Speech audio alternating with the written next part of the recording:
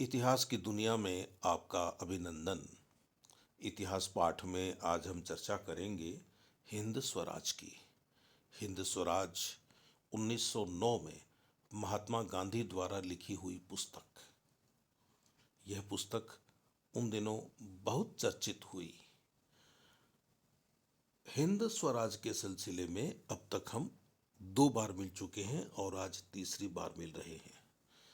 पिछले 2 अंकों में हमने ये देखा कि इस पुस्तक में है क्या, यह पुस्तक इतनी लोकप्रिय क्यों हुई, इस पुस्तक में है क्या, यह बताने के लिए मैंने एक दूसरी पुस्तक का सहारा लिया और वह दूसरी पुस्तक है हिंद स्वराज का सत्य। यह एक संपादित पुस्तक है। इसमें अनेक विद्वानों के, विदुषियों के लेख हैं जो हिंद स्वराज से संबंधित हैं। इस पुस्तक का संपादन किया है श्री मिथिलेश ने। मिथिलेश ने अपने संपादकीय में हिंद स्वराज के विभिन्न संदर्भ दिए हैं। उन्होंने यह बताने की कोशिश की है कि लगभग 100 पन्नों की यह किताब जो 20 अध्यायों में विभाजित है, यह दुनिया में इतनी चर्चित क्यों हुई। सरल सी बात है कि महात्मा गांधी ने दुनिया के सामने पश्चिमी सभ्यता का एक विकल्प रखा और उस विकल्प का आधार उनका भारतीय संस्कार था। उन्होंने दुनिया को ये बताया कि पश्चिम वाले जो कहते हैं कि हमारी सभ्यता दुनिया की सर्वश्रेष्ठ सभ्यता है, यह झूठ है। गांधी जी ने बताया कि पश्चिम की सभ्यता तो शैतानी सभ्यता है और यह मानव को विकास की ओर नहीं, विनाश की ओर लेकर जा रही है। मिथिलेश ने अपने संपादकीय में लिखा है कि गांधी जी का जो मकसद था इस पुस्तक को लिखने का, वह था धर्म की स्थापना करना। अब आप कहेंगे कि धर्म की स्थापना करने का उद्देश्य तो श्री कृष्ण ने गीता में बताया था अर्जुन को। बात वैसी ही है। जब जब अधर्म बढ़ता है तब तब धर्म की चर्चा करने के लिए सक्षम लोग आगे आते हैं। यहाँ गांधी जी के धर्म का जो मतलब है वह रूढ़ मतलब नहीं है। गांधी जी का धर्म सार्वभौमिक धर्म है। वे कहते हैं कि ये दुनिया जिन नैतिक नियमों से चल रही है उन नियमों में आप दखल मत दो, उसी गति से इस संसार को आगे बढ़ने दो। तो गांधी जी ने आधुनिक सभ्यता का प्रतिकार करते हुए हिंद स्वराज लिखा। दूसरे अंक में मैंने चर्चा की थी हिंद स्वराज की प्रस्तावना की कि गांधी जी स्वयं हिंद स्वराज के लेखन के विषय में क्या कहते हैं। तो वे बताते हैं कि भाई मैंने बहुत कुछ पढ़ा, बहुत लिखा, बहुत सोचा और फिर जो नतीजे मैं निकाल पाया उन नतीजों को मैंने इस पुस्तक में लिख दिया। उनका ये कहना था कि मेरा जो लक्ष्य है वह है कि मैं देश की सेवा करना चाहता हूँ, मैं सत्य की खोज करना चाहता हूँ, मैं सत्य के प्रयोग करना चाहता हूँ। और मैंने इस पुस्तक में जो लिखा है उसका आधार बहुत कुछ भारतीय है। भारत के बाहर भी बहुत सारे लोग ऐसा सोचते होंगे, सोचते हैं। मैंने उनको भी इस पुस्तक में स्थान दिया है, उनके विचार को भी इस पुस्तक में स्थान दिया है। और ये पुस्तक जो मैंने लिखी है इसमें जो विचार सम्मिलित हैं वे विचार मेरे हैं भी और मेरे नहीं भी हैं। मेरे हैं तो इसलिए कि मैं जो भी लिख रहा हूँ उसे आत्मसात करके लिख रहा हूँ, और मेरे नहीं हैं वह इसलिए कि ये मौलिक नहीं है। मैंने भी कहीं न कहीं से बातें ली हैं और उन बातों को अपने ढंग से लोगों को बता दिया है। कायदे से तो अब हमें इस पुस्तक के पहले अध्याय की चर्चा करनी चाहिए, लेकिन उसके पहले मैं एक बात और कहना चाहूँगा कि 1909 में ये पुस्तक आई और 1921 में गांधी जी ने एक नोट यंग इंडिया में अपनी इस पुस्तक के लिए लिखा। वह नोट बड़ा महत्वपूर्ण है। पुस्तक 1909 में आई और वे 1921 में लिख रहे हैं, यानी करीब एक दशक बीत जाने के बाद, पुस्तक के प्रकाश में आने के एक दशक बाद गांधी जी हिंद स्वराज के विषय में, अपनी पुस्तक के विषय में क्या सोचते हैं, यह हमें जानना बहुत जरूरी है। गांधी जी लिखते हैं कि मेरी इस छोटी सी किताब की ओर विशाल जनसंख्या का ध्यान खींच रहा है। यह सचमुच मेरा सौभाग्य है। यह मूल तो गुजराती में लिखी गई है। इसका जीवन क्रम अजीब है। पुस्तक का जीवन क्रम, यह पहल दक्षिण अफ्रीका में छपने वाले साप्ताहिक इंडियन ओपिनियन में प्रकट हुई थी।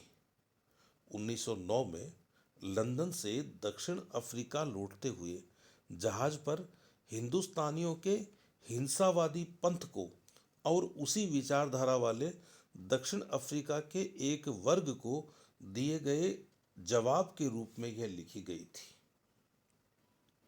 मैं लंदन में रहने वाले हर एक नामी अराजकतावादी हिंदुस्तानी के संपर्क में आया था।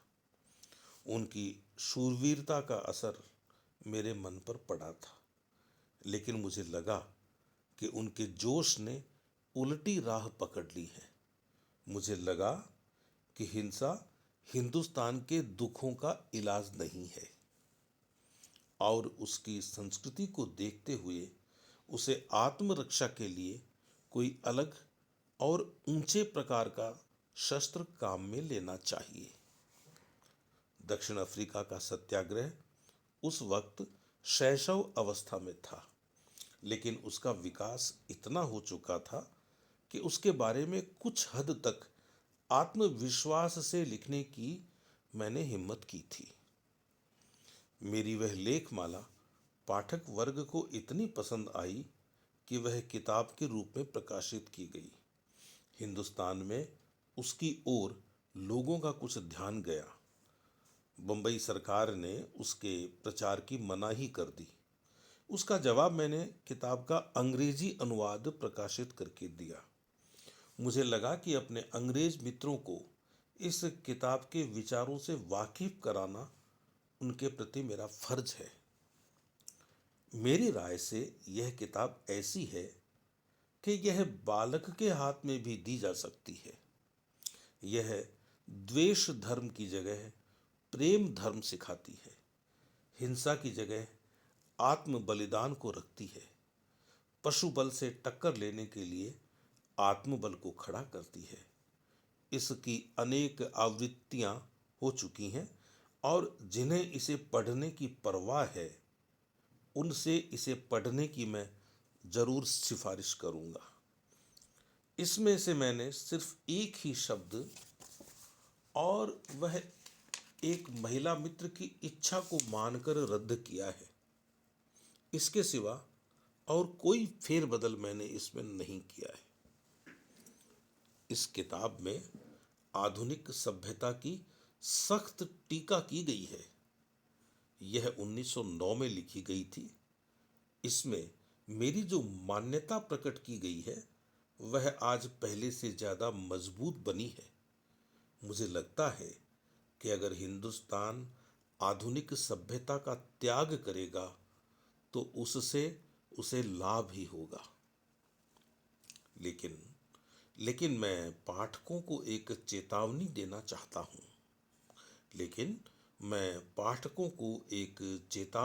चाहता हूँ। वे ऐसा न मान लें कि इस किताब में जिस स्वराज की तस्वीर मैंने खड़ी की है वैसा स्वराज कायम करने के लिए आज मेरी कोशिशें चल रही हैं। मैं जानता हूँ कि अभी हिंदुस्तान उसके लिए तैयार नहीं है। ऐसा कहने में शायद ढिठाई का भास हो, लेकिन मुझे तो पक्का विश्वास है कि इसमें जिस स्वराज की तस्वीर मैंने खींची है, वैसा स्वराज पाने की मेरी निजी कोशिश जरूर चल रही है। लेकिन इसमें कोई शक नहीं कि आज मेरी सामूहिक प्रवृत्ति का ध्येय तो हिंदुस्तान की प्रजा की इच्छा के मुताबिक पार्लियामेंटरी ढंग का स्वराज पाना है।